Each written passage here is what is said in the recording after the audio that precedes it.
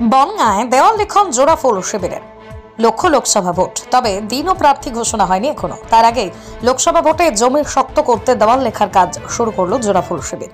ইতিমধ্যে রাজ্যের বিভিন্ন প্রান্তের শাসক দল ও বিরোধী দলকে লোকসভা ভোটকে কেন্দ্র করে দেওয়াল লিখন থেকে শুরু করে বিভিন্ন কর্মসূচি করতে দেখা যাচ্ছে।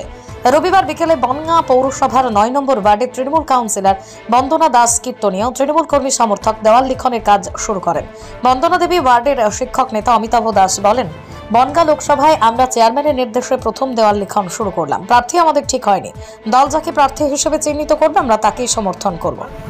৯ নম্বর ওয়ার্ডের পক্ষ থেকে আজকে আমরা টোটাল লোকসভার মধ্যে আজকে আমরা প্রথম দেয়াল লিখনের কাজ শুরু করেছি। এখনো তো প্রার্থী ঠিক হয়নি, এখনো প্রার্থী ঠিক হয়নি, কিন্তু আমরা আমাদের কাজটা এগিয়ে রাখলাম।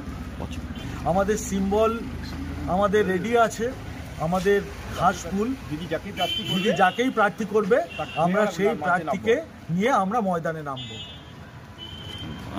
মোটামুটি এলাকার আজকে অনেক দেয়ালই রং, আজকে আমরা ২০-২৫টার উপরে দেয়াল আমরা আজকে হোয়াইট সিমেন্ট এবং চুন করে ফেলেছি। আমরা ফুলও আঁকলেন, ফুলও আঁকা চলছে। সভাকে কেন্দ্র করে আজকে আমরা পৌর প্রধানের নির্দেশে আমাদের ৯ নম্বর ওয়ার্ডে আজকে প্রথম আমরা দেওয়াল লেখার কাজ শুরু করলাম এবং দেওয়াল দখলেরও কাজ শুরু করেছি। লোকসভায় তো আজকেই প্রথম।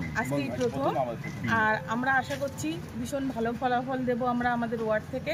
আমাদের সকলেরকে সঙ্গে নিয়ে সকলের সঙ্গে মিলেমিশে আমরা